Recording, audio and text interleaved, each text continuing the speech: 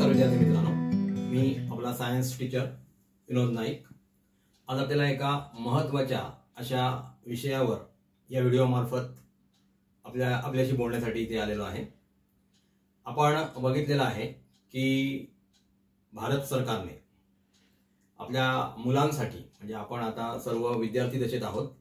आम्ही तुम्हाला 10वी पर्यंत शिकवतो, म्हणजे आपण विद्यार्थी 15 ते 16 वर्षापर्यंत आपलं वय आहे आणि त्याच्यामुळे हा व्हिडिओ करणं मला गरजेचं वाटतंय।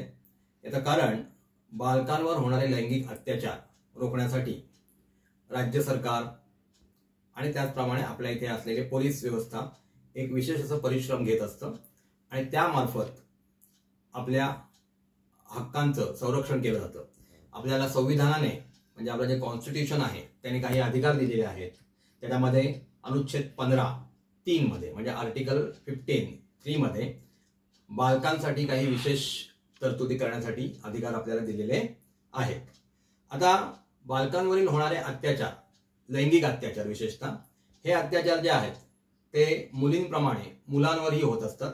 त्याच्यामुळे अशा प्रकारचे अत्याचार थांबवणं खूप गरजेचं आहे आणि म्हणून भारत सरकारने अशा प्रकारचा एक ऍक्ट बनवलेला आहे।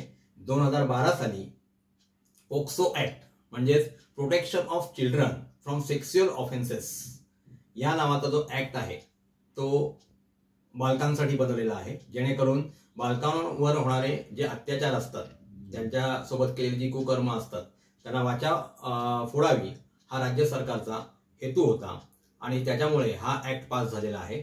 आणि अशा प्रकारचा कायदा पास झाल्यानंतर बालकांवर होणारे अत्याचार जे असतात ते थांबवण्यासाठी विशेष प्रयत्न आपल्या सरकारने केलेले आहेत। हे जे खटले असतात ते विशेष न्यायालयात चालवले जातात आणि त्यांचा निकाल लवकरात लवकर लावला जातो आणि याच्यामध्ये जे पीडित असतात, ज्यांच्यावर अत्याचार होतात, विक्टिम ज्यांना म्हटलं जातं, त्यांना त्यांचं नाव जे आहे ते बाहेर ओपन केलं जात नाही, म्हणजे त्यांच्या नावाचा प्रचार केला जात नाही, त्याच्याऐवजी वेगळं नाव दिलं जातं। जसं आपण निर्भया ची केस आपण दिल्लीला बघितलेली आहे, त्याप्रमाणे त्यामध्ये त्या मुलीचं नाव ओपन केलेलं नाही, त्याप्रमाणे पोक्सो ऍक्ट नुसार या मुलांची नावं ज्यांच्यावर अत्याचार झालेले आहेत त्यांची नावं ओपन करण्यास बंदी आहे। आणि हा जो खटला आहे त्याच्यामध्ये पोलिसांचा तपास काम सुद्धा 2 महिन्यात पूर्ण करण्याची शिफारस केली गेलेली आहे सरकारने ज्या वेळेला ऍक्ट पास केला त्यावेळेला, आणि फास्ट ट्रॅक कोर्टामध्ये ही केस चालवली जाते। आता आपल्याला माहित असेल, आता हा व्हिडिओ बनवण्याचं कारण एकच आहे की बघा, आपल्या आजूबाजूला कधी कधी काही लहान मुलं खेळत असतात आणि त्यांना चॉकलेटचं आमिष दाखवून त्यांना कुठेतरी अशा निर्जन स्थळी नेलं जातं आणि त्यांच्यासोबत काही कुकर्म केली जातात, काही अत्याचार केले जातात। त्या अत्याचारांविषयी तुम्ही कुठे बोलू नये म्हणून तुम्हाला धमकावलं जातं। तर अशा वेळेला आपण या अत्याचाराबद्दल माहिती आपल्या घरातल्या वरिष्ठांना सांगायला हवी, जेणेकरून याला वाचा फोडली जाईल आणि तुमचं अशा प्रकारच्या लैंगिक शोषणापासून तुमचा बचाव होऊ शकतो।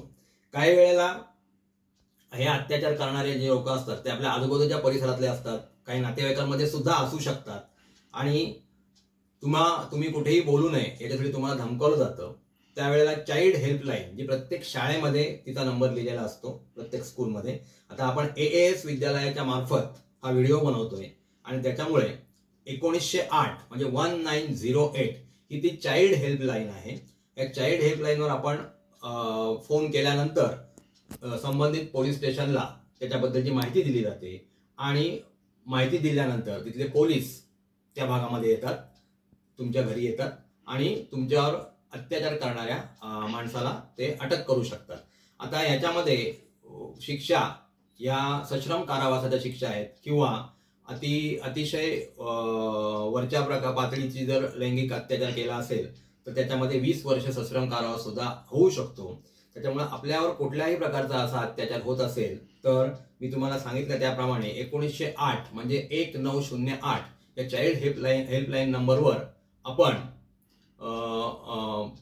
हा फोन नंबर डायल करून आपल्यावर होणाऱ्या अत्याचाराविषयी सांगू शकता। कारण आपण घरात काही बोलायला घाबरतो आणि पालकांना सुद्धा एक महत्त्वाची सूचना या व्हिडिओ मार्फत मी देऊ इच्छितो की आपलं मूल भेदरलेल्या अवस्थेत दिसत असेल किंवा ते काही बोलत नसेल तर त्यावेळेला अशा प्रकारची माहिती त्याला विचारली पाहिजे, जेणेकरून त्याच्यावर कोणत्याही प्रकारचा जर अत्याचार होत असेल तर त्या अत्याचाराला वाचा फोडणं हे आपलं पालकांचं सुद्धा काम आहे.